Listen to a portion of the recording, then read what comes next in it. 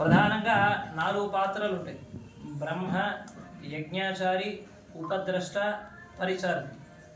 చక్కగా ఈ కార్యక్రమాన్నంతా ప్రధాన పాత్ర వహిస్తూ ప్రధాన అర్చకుల వారు బ్రహ్మస్థానాన్ని తీసుకొని ఈ కార్యక్రమం మొత్తంలో ఎలాంటి పూజా విధానంలో లోటుపాట్లు లేకుండా వారు బాధ్యత తీసుకుంటారు. నేను దగ్గరుండి చక్కగా జరిపిస్తాను, అలాంటి శక్తిని నాకు ఇవ్వు తండ్రి అని స్వామిని ప్రార్థన చేస్తారు.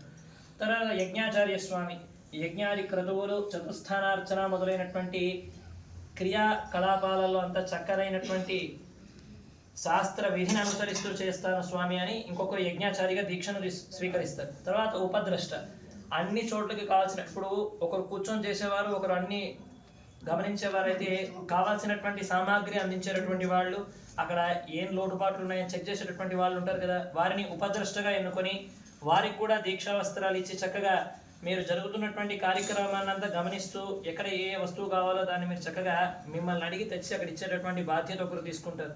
ఇంకొకరు అన్ని కార్యక్రమాలు చేసిన తర్వాత వాటిని శుభ్రపరచడం, రేపటికి కావాల్సినటువంటి సామాగ్రిని అక్కడ సమకూర్చడం, దీన్ని పరిచారకత్వం అంటారు. చక్కగా అలా ఒక స్వామిని ఎన్నుకున్నాం.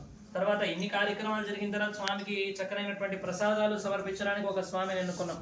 చక్కగా వాళ్ళందరికీ కూడా కంకణాన్ని కట్టి వస్త్రములు ఇచ్చి దక్షిణనిచ్చి, స్వామి ఏ వెంట నుండి కార్యక్రమాన్ని మీ పాత్రను మీ స్థానాన్ని మీరు ధరించి చక్కగా కార్యక్రమాన్నంతా స్వామి యొక్క దయచేత అద్భుతంగా జరిపించాల్సిందిగా ప్రార్థన చేస్తున్నాము అని వారిని ప్రార్థన చేసుకున్నాం. బ్రహ్మోత్సవాలంటే మీకు అందరికీ తెలిసే ఉంటుంది. ఏం చెప్పండి, స్వామి బర్త్డే సెలబ్రేషన్స్ కదమ్మా. చక్కగా ఈ బర్త్డే సెలబ్రేషన్స్ చేయడానికి గాను చక్కగా ఉన్నటువంటి స్వాములందరికీ ఒక్కొక్కరికి ఒక్కొక్క పోస్ట్ ఇచ్చారు.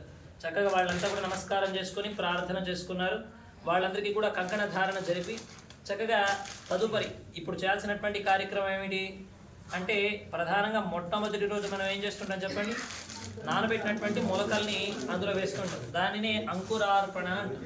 ఆ అంకురార్పణ కార్యక్రమాన్ని ప్రారంభించడానికి ముందుగాను చక్కగా భూదేవి అమ్మవారిని, వరాహస్వామిని ప్రార్థన చేసుకొని, మొలకలు రావాలంటే ప్రధానంగా మనకి పుట్టమట్టి ఉండాలి, దాన్ని చక్కగా సేకరించి తెచ్చి ఇక్కడ పెట్టారు.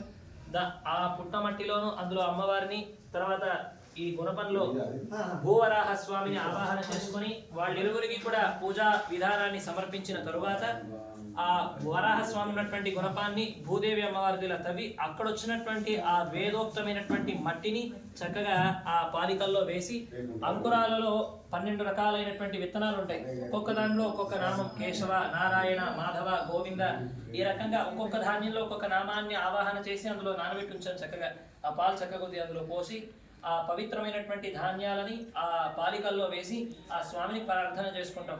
ఆ కార్యక్రమం ఇప్పుడు ప్రారంభమవుతుంది. అందరూ కూడా నమస్కారం చేసుకొని ఆ పరమాత్మ ఈ కార్యక్రమాన్ని చక్కగా స్వీకరించాలి అని ప్రార్థన చేద్దాం.